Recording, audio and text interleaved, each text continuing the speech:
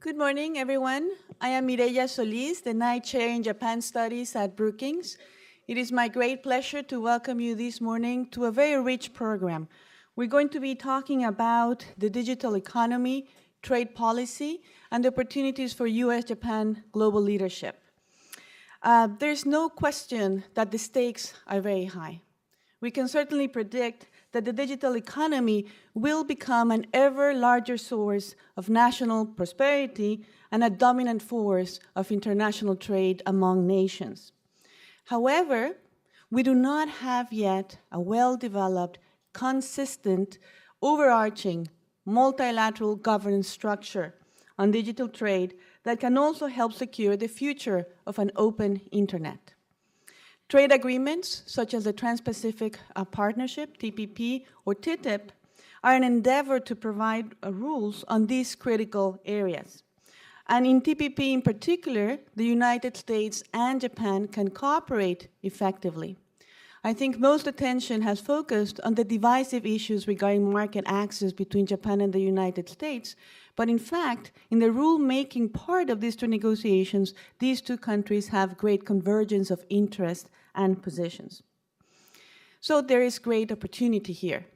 However, before we get too carried away in our excitement, we should also factor in the list of formidable challenges that lie ahead when we think about the role that trade agreements can play in codifying rules on digital trade and principles on an open and vibrant internet. Let me just mention some of them as a reality check so you can see why this discussion is going to be so interesting this morning. Even countries, for example, that share a commitment to free data flows have different approaches on how to balance unrestricted flows of data with privacy protection, with cybersecurity concerns. So, for example, many industrialized nations endorse different approaches domestically on privacy protection. So how are they going to come to the table to negotiate trade agreements when they have different regulatory approaches on this very important issue? And clearly generating consensus among industrialized countries in trade negotiations is very important, but it's not the only task. How to bridge that divide with emerging economies, with developing countries is also very important if we're thinking about creating rules that can disseminate widely. This brings me then to another interesting, difficult question, and that is how to distinguish between genuine cybersecurity concerns from tech protectionism. And here what I have in mind in particular are the recent Chinese regulations limiting the sale of foreign technology to Chinese banks and requiring Western companies to provide source code. China justifies this in the name of cybersecurity. Other Western countries believe this is disguised protectionism. And my prediction would be that this kind of difficult situation will only increase in the future, and therefore we need good rules to make sure we can deal with them effectively. And last, finally, internet governance is addressed in many different forums. So what should be the division of labor between these different forums, international efforts, and trade agreements? How do we make sure we do not generate disparate rules when there's so many efforts going on simultaneously? Now, to get us off to a great start, I would like to introduce Ambassador Demetrios Marantis, who will deliver the opening keynote. Ambassador Demetrios Marantis is in charge of global policy, government, and regulatory work in the private firm Square. Before joining Square, Ambassador Marantis served as acting and deputy USTR. And he has also served as Chief International Trade Counsel for the Senate Finance Committee. And he actually spent 2 years in Hanoi as Chief Legal Advisor for the U.S. Vietnam Trade Council. We're truly fortunate that Ambassador Marantis will offer us his insights this morning based on his wealth of experience on these critical issues. Ambassador Marantis, the floor is yours.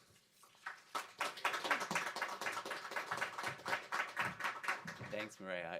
It's really nice to be here. It's terrific to be in Washington, and it's awesome to see already looking out at the audience so many familiar and friendly faces. I'm thrilled to be here today. I should note up front that I'm speaking in my personal capacity today and not as a former administration official or as an employee of Square.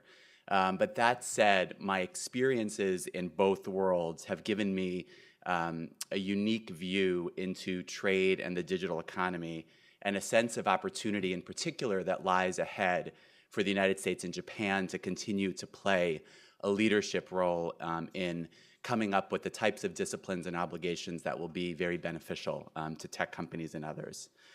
I have to admit, when I first moved to San Francisco to work for Square, I had trouble keeping up with conversations. People were using words that I didn't recognize.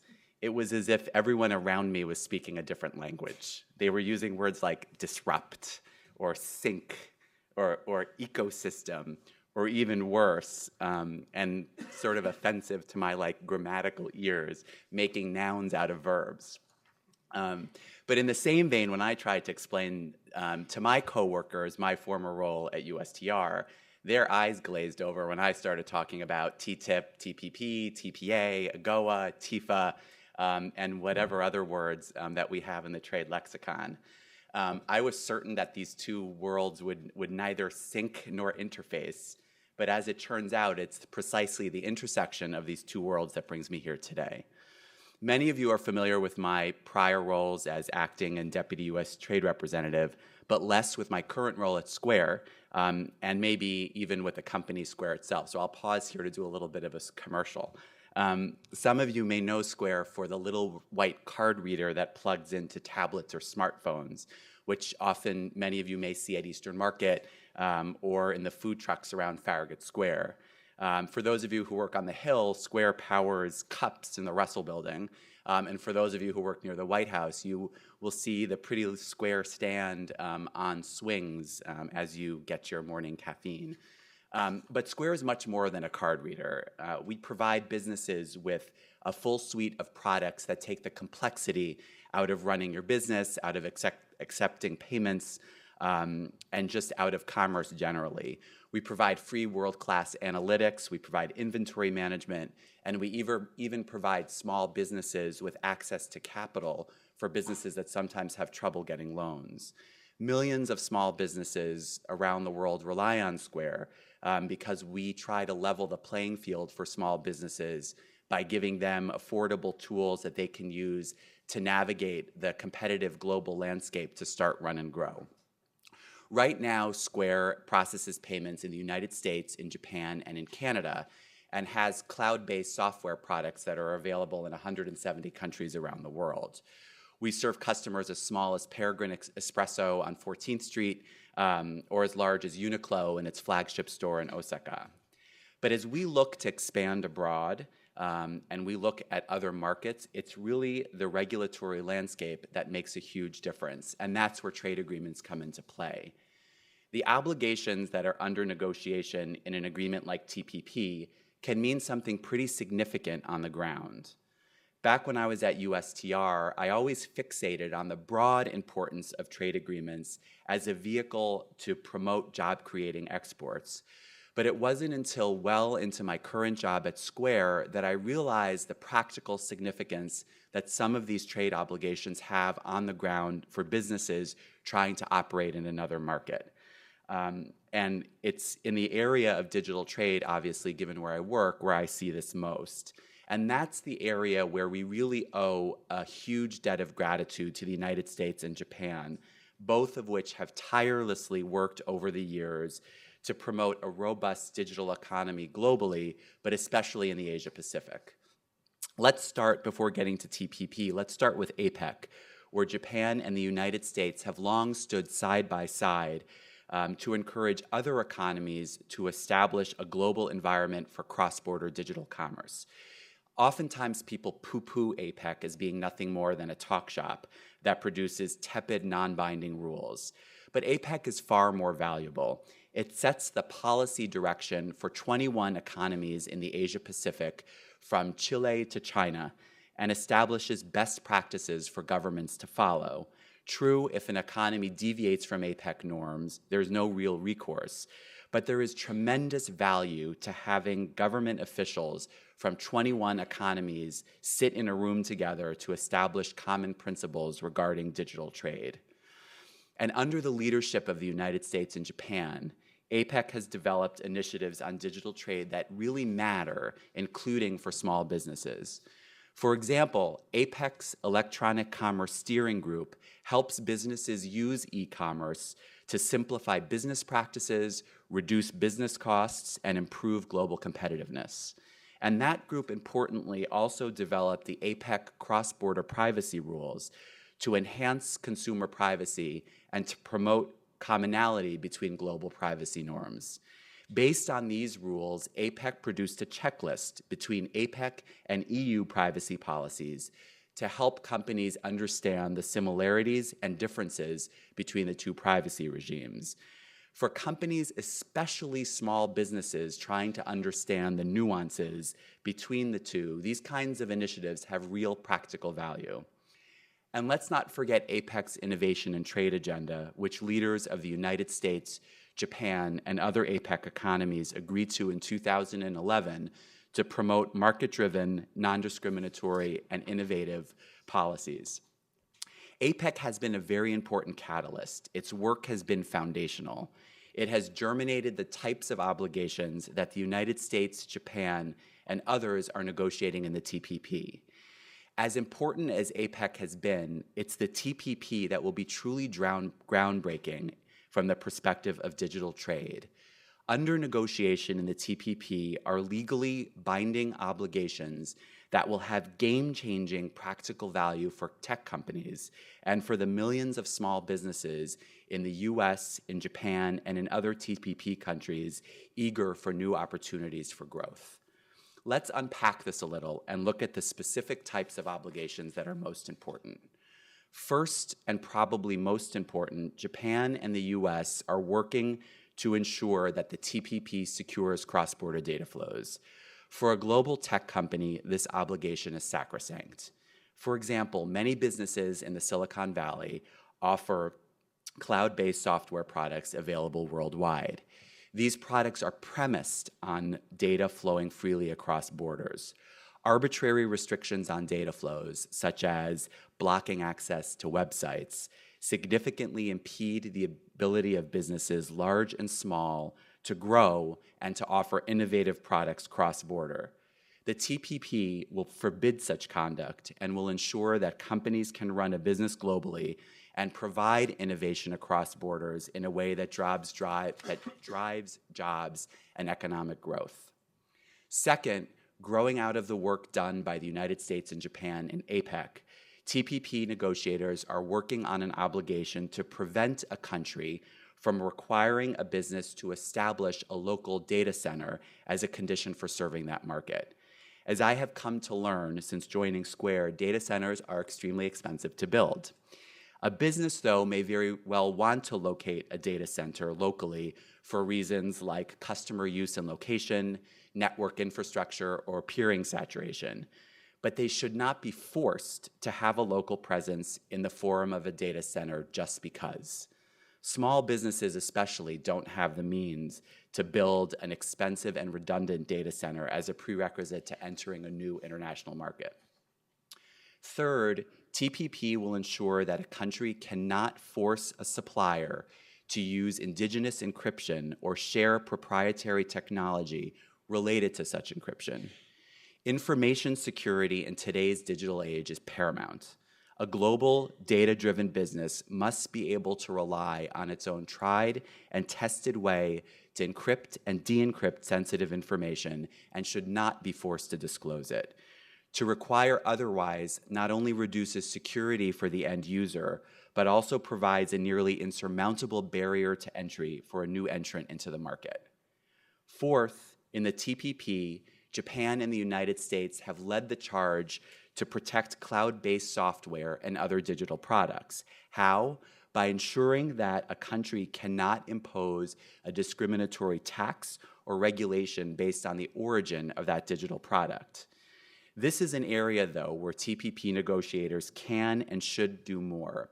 As Maria mentioned, efforts are underway in some economies to require a company to divulge the source code for software or for products containing software as a condition of its import, distribution, or sale. Japan, in its FTA with Mongolia, has prohibited such a disturbing and problematic practice and TPP negotiators should follow Japan's trailblazing example and do the same. It is important to nip in the bud these types of discriminatory rules that skew international commerce and make it difficult, if not impossible, for a business, let alone a small business, to compete fairly on today's global playing field. Fifth, the TPP will be the first trade agreement to include both vigorous criminal and civil protections for trade secrets. Trade secrets are the bread and butter of an innovative company, whether in the United States, Japan, or elsewhere. Theft or misappropriation of trade secrets would be devastating. That is why TPP negotiators are seeking to require countries to provide the types of remedies for misappropriation and theft of trade secrets that we have in the United States. Sixth, global companies, whether large or small, offer services on a cross-border basis or out of a local subsidiary. In the same way that countries can enact tariff or other barriers to physical goods, so can they seek to restrict a foreign business from providing services globally or locally. That is why the United States, Japan, and other TPP countries are working to require non-discriminatory treatment for services however they are supplied. These 6 examples illustrate how the United States and Japan are working through the TPP to help solve real problems that real companies face in digital trade. But what further sets TPP apart from previous agreements is its emphasis on small business. There has been a lot of work to promote small business through multiple international trade fora, but the TPP is the first agreement to have small business as a specific focus. In fact, for the first time ever, the TPP contains a small business chapter that aims to harness the benefits of the agreement and ensure that small businesses have the tools to fully avail themselves of the opportunities that the agreement will deliver. Something I've learned since joining Square is that small business owners do not have much time or resources to do much anything other than run their business. They are not always accountants, managers, or analysts by trade, and they certainly aren't trade lawyers. That is why it's so important that TPP ensures that countries make all of the necessary information publicly available and easily accessible to all. Lower tariffs, streamlined customs procedures, promotion of cross-border services, and increased transparency will certainly help small businesses. But the significance of those provisions only matters to a small business owner when he or she knows how to access and utilize that information. Certainly I'm biased, but in my personal view, international trade agreements like TPP are vital to promoting a strong digital economy for global companies and for small businesses alike. The U.S. and Japan have played a leadership role in this area for a long time, whether in the WTO, in APEC, and now in the TPP. The two countries have a huge opportunity in TPP to promote digital rights, not just for global firms, but also, and more importantly, for the small businesses that form the backbone of the U.S. and Japanese economies. We have the chance right now to secure the benefits of this monumental TPP agreement for America's digital economy, small businesses, and workers. By granting the President Trade Promotion Authority, Congress will allow us to do so without delay. I'm excited that Congress is hard at work at crafting a new TPA bill that will, in part, promote digital trade and small businesses. I hope this bill will be introduced quickly and will secure congressional passage very soon. While, as I said at the beginning, we speak in different languages on opposite sides of the country, our core priorities are the same: to help promote the competitiveness of our companies, large and small. So let's sync together and iterate on a build and on a solve that ensures that TPP, TPA, and the rest of the trade ecosystem enables and promotes the disruption and innovation that have become the hallmark of today's digital space. Thanks.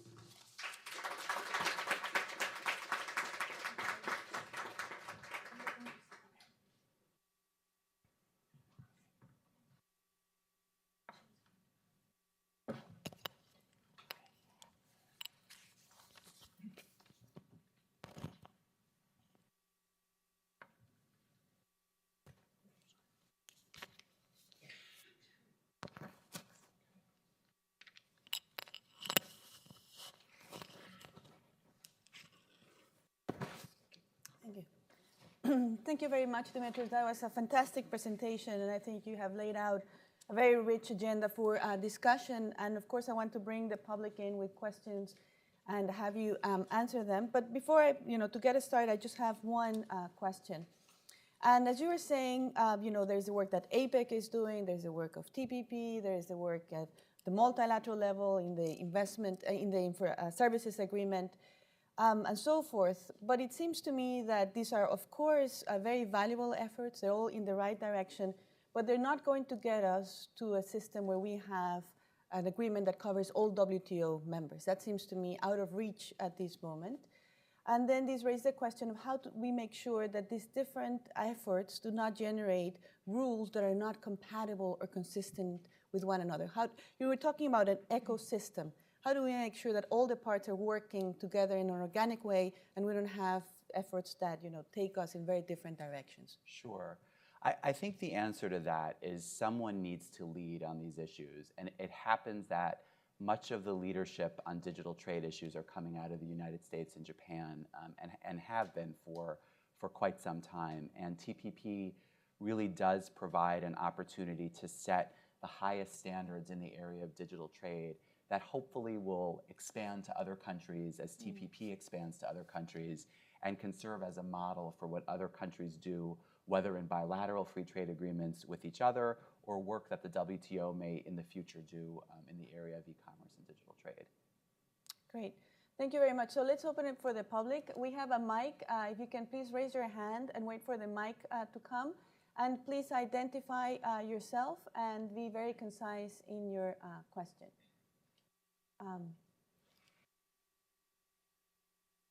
We have a lady in front.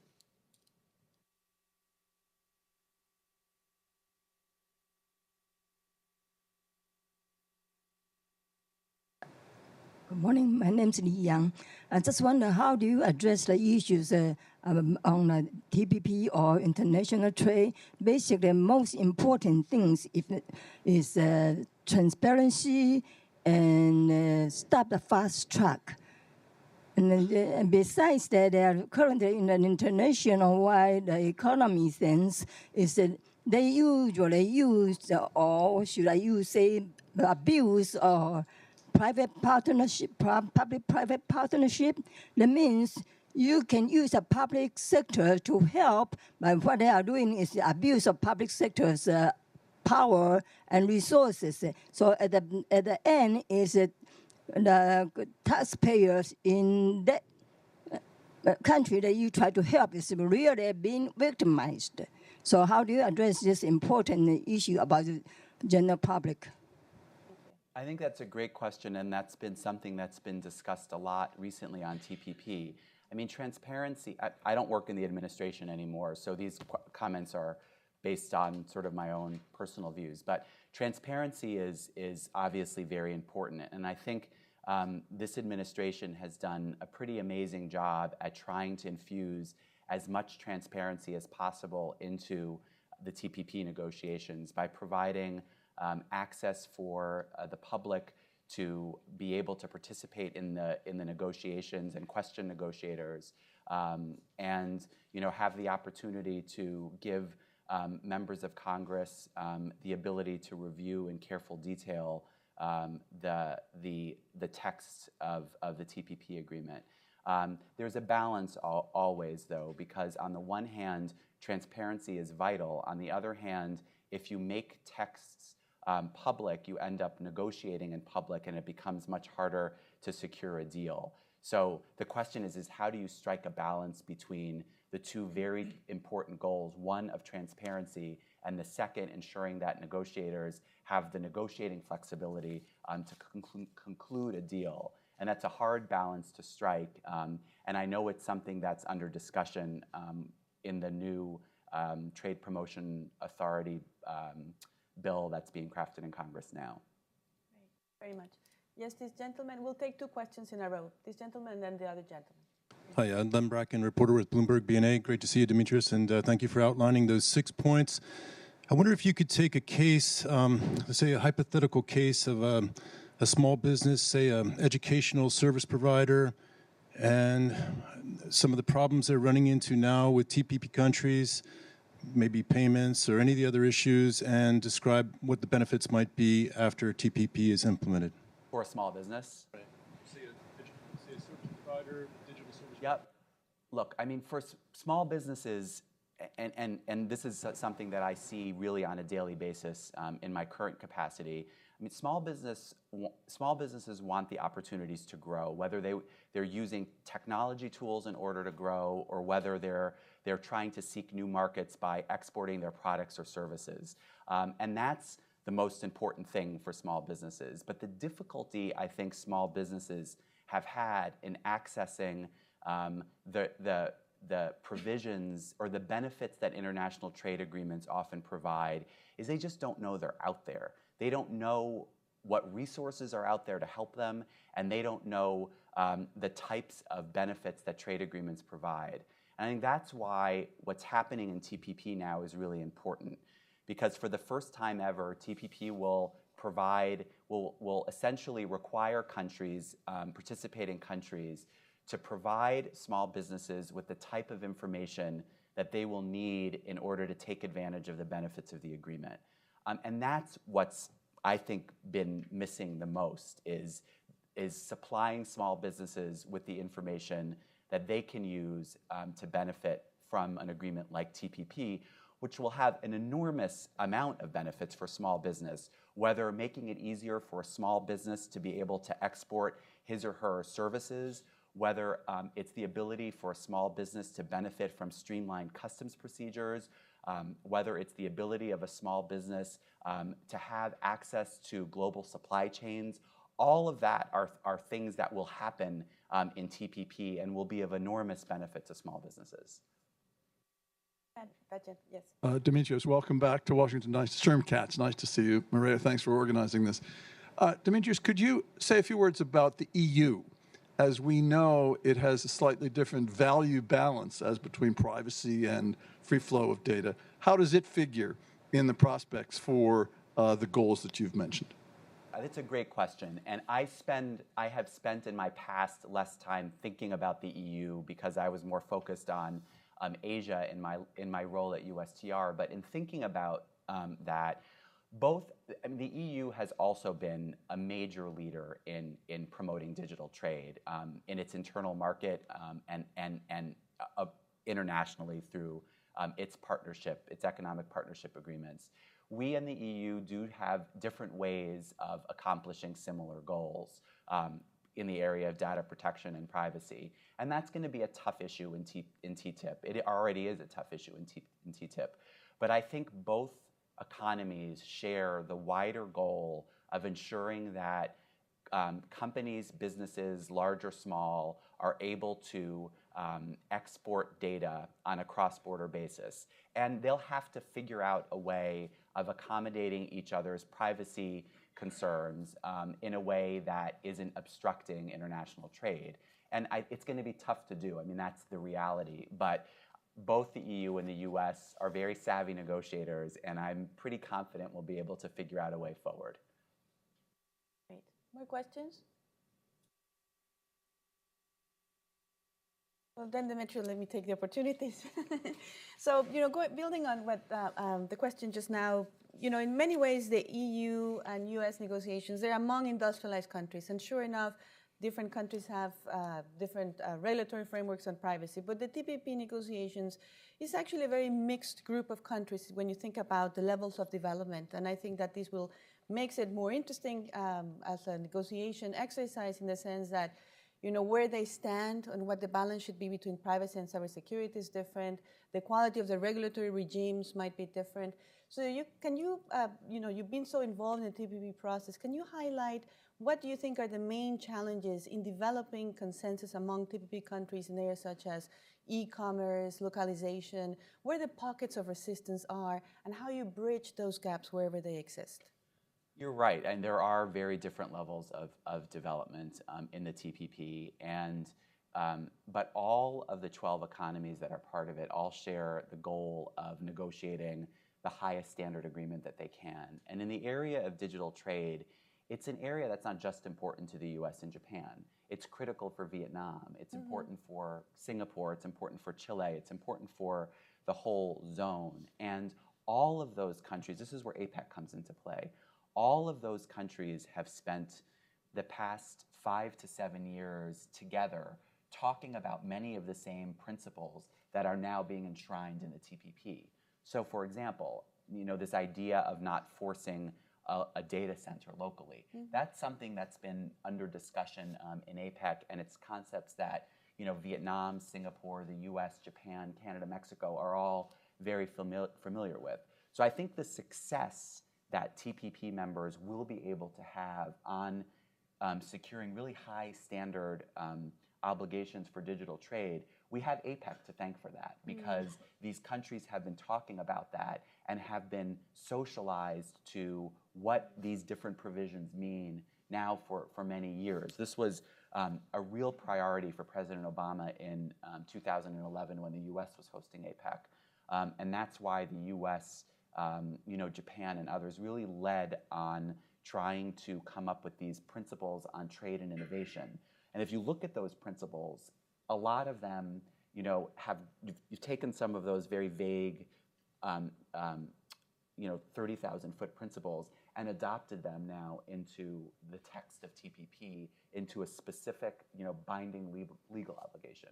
So I think, in short, I think the reason why this has not been so difficult in the TPP for countries at various levels of development is because they've been talking about these ideas for many years in the framework of APEC. Very interesting. Other questions from the audience? Yes? Please wait for the microphone, just one second.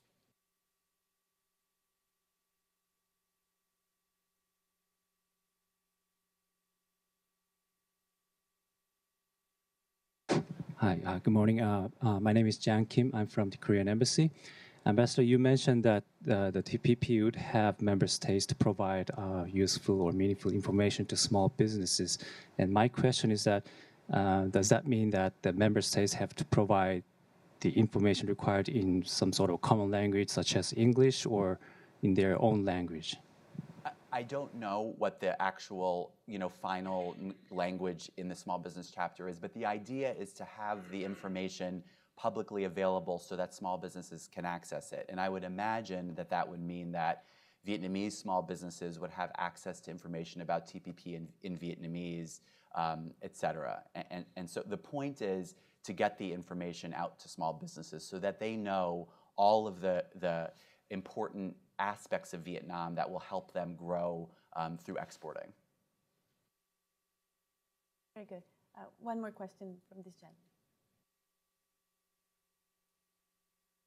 Nick Farmer, can you speak to specifically how issues related to China, Russia, and maybe India might be impacted as you go beyond the TPP implementation? Sure. As I think we've talked a little bit about today, there are concerns in other economies in the digital space of rules that could be seen as either being protectionist or limiting. And what TPP will do is set, sort of the highest standard rules that other countries, as they're looking to attract investment or further liberalize their economy, it can help provide guiding principles for. The issue, the source code issue, is a real problem. Hopefully that will be a problem that the U.S. and China will be able to figure out a solution to in the same way that when similar issues popped up in the area of indigenous innovation a few years ago, the EU together with, the U.S. together with the EU and Japan were able to convince China that this is not in its interest if it wants to attract further investment and really participate in global digital commerce. The same goes for problems, I think, that we see or that have popped up in India and that pop up in Russia as well. TPP hopefully will set a standard to which other countries can aspire. Thank you. I think we have time for one more question, if there is, from the floor. And if not, then it's time to thank Ambassador Marantis. Really, it's been wonderful to have you here. So please join me in thanking him.